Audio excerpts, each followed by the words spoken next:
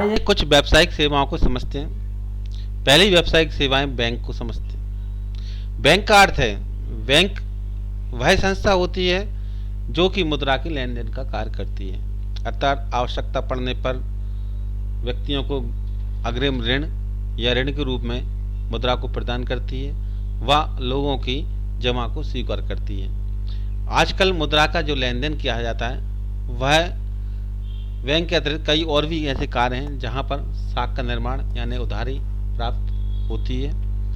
Agency कार्य व समान सेवाएं कार्य की जाती हैं। आइए इसको हम एक चार्ट के माध्यम से समझते हैं सेवाओं के प्रकार के लिए। आइए बैंक के कार्य यानी भारतीय अर्थव्यवस्था को हम निम्न चार्ट के माध्यम से स्पष्ट करेंगे। इन्हें हम स्पष्ट करना चाहें तो दो मुख्य धाराएं जैसे प्राथमिक कार्य और द्वितीय सहायक कार्य यानी मुख्य सहायक कार्य के रूप में समझते हैं। प्राथमिक कार्य क्या होता है? प्राथमिक कार्य यानी कि जो मुख्य रूप से बैंक कार्य करती है उसे प्राथमिक कार्य कहा जाता है। इसमें पहला कार्य हम जमा स्वीकार करने को कह सकते हैं। बैंक का प्रमुख कार्य जनता से जमा को स्वीकार करना होता है, यानी जो निक्षेप जनता द्वारा इकट्ठा करा जाता है उनको एकत्रित करती है।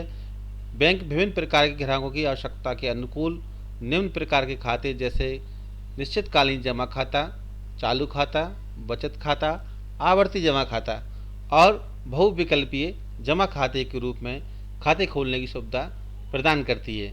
यानी कि उनका प्राथमिक कार्य स्थायी रूप से अवधि के आधार पर जमा खाता खोलना, चालू खाता खोलना, बचत खाता जमा, आवर्ती जमा, बहुविकल्पीय खाते के रूप में जमाओं को स्वीकार करती है। यह बैंक का मुख्य कार्य का प्रथम प्राथमिक कार्य कहलाएगा। दूसरा भाग यदि हम देखते हैं तो बैंक का कार्य धन को उधार देना भी होता है, यानी कि ऋण प्रदान करना होता है। बैंक का दूसरा प्रमुख कार्य लोगों को वित्तीय सहायता प्रदान करना। बैंक यह कार्य निम्न प्रकार की सेवाएं जैसे ऋण देकर, बैंक अधिविकर्ष द्वारा नकदी उधार और बिलों की कटौती आदि के द्वारा व्यक्तियों को ऋण उधार देती है। आइए इसके द्वितीय यानी सहायक कार्य को अन्य बिंदुओं के आधार पर समझते हैं। पहला कार्य सहायक कार्य में एजेंसी या संबंधी कार्य होते हैं।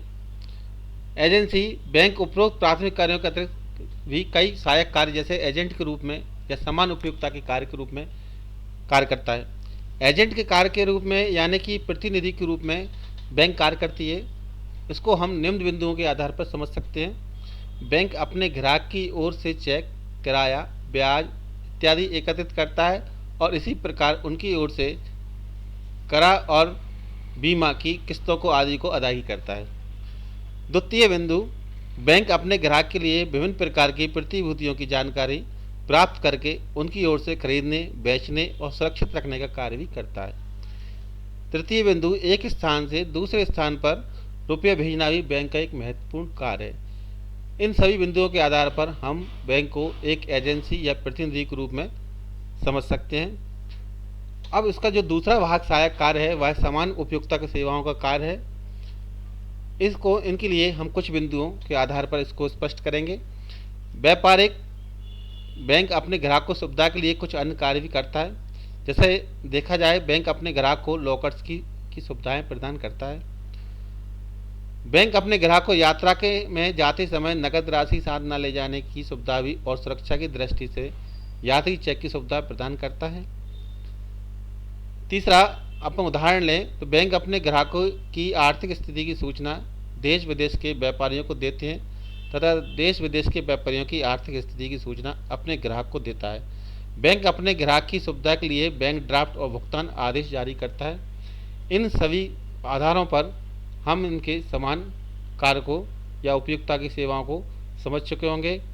आशा करते हैं कि आपको ये सब सेवाएं समझ में आ रही हैं। आगे हम बिंदुओं का